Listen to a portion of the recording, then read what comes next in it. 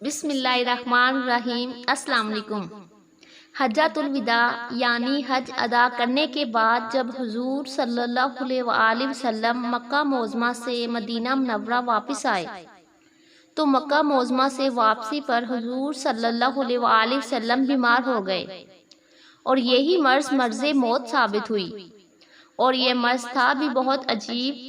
ایک طرف یہ بیماری اور ایک طرف خیبر میں جو یہودی عورت نے زہر دیا تھا اس کا اثر تھا، لہٰذا موت اور شہادت کا امتزاج تھا۔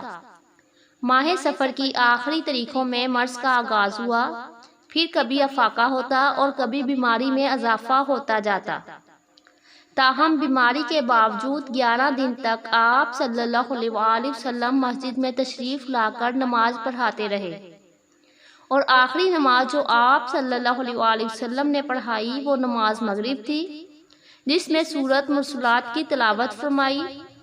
اس کے بعد آپ کی منشائے حکم سے آپ صلی اللہ علیہ وآلہ وسلم کی حیات طیبہ میں ہی سیدنا ابو بکر صدیق رضی اللہ تعالیٰ عنہ نے 17 نمازیں پڑھائیں۔ طبیعت کے سنبھلنے پر آپ صلی اللہ علیہ وآلہ وسلم نے ایک اور اہم اور آخری خطبہ ارشاد فرمایا، جس کے بعد کبھی مسجد نبوی میں یہ مجلس نہ جم سکی۔ 9 ربیع الاول کو کچھ سکون ہوا تو چہرہ انور صلی اللہ علیہ وآلہ وسلم کی آخری جھلک دروازے کا پردہ سرکا کر امت کو دکھائی اور اشارے سے حکم دیا کہ نماز پڑھیں۔ آخری تنبیہ جو آپ صلی اللہ علیہ وآلہ وسلم کے زیر لب پہ سنی گئی کہ یہود و نصارہ پر اللہ کی لعنت ہو، کیونکہ انہوں نے پیغمبروں کی قبروں کو سجدہ گاہ بنا لیا تھا۔ آخری کام کے طور پر آپ صلی اللہ علیہ وسلم نے مسواک کی، اور آخری وصیت کے طور پر آپ صلی اللہ علیہ وسلم کے لب اقدس کو حرکت ہوئی، وہ یہ تھی کہ نماز اور ماتحتوں کے حقوق۔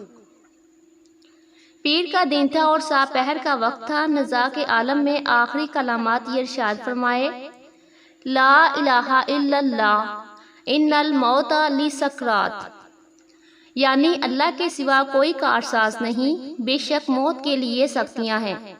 پھر اچانک ہاتھ اونچا کیا اور انگلی سے اشارہ کیا اور زبان مقدس سے 3 بار فرمایا، بالرفیق الاعلیٰ، بالرفیق الاعلیٰ، بالرفیق الاعلیٰ۔ اب صرف ایک ہی رفاقت چاہیے۔ یہ فرماتے ہوئے تیسری آواز پر سرکار دو عالم صلی اللہ علیہ وآلہ وسلم کی روح مطہر عالم قدس سے ہمیشہ کے لیے پرواز کر گئی۔ اللہ تعالیٰ سے دعا ہے کہ نبی کریم صلی اللہ علیہ وآلہ وسلم کے اسوائے حسنہ پر عمل کرنے کی توفیق عطا فرمائے، آمین۔ پیارے دوستوں، میری آج کی پوسٹ اچھی لگی تو کمنٹس میں ضرور بتائیے گا، ویڈیو کو لائک اور شیئر ضرور کیجیے گا، اور جو ہمارے چینل پر نئے ہیں وہ جلدی سے ہمارے چینل کو سبسکرائب کر لیں۔ جزاک اللہ، اللہ حافظ۔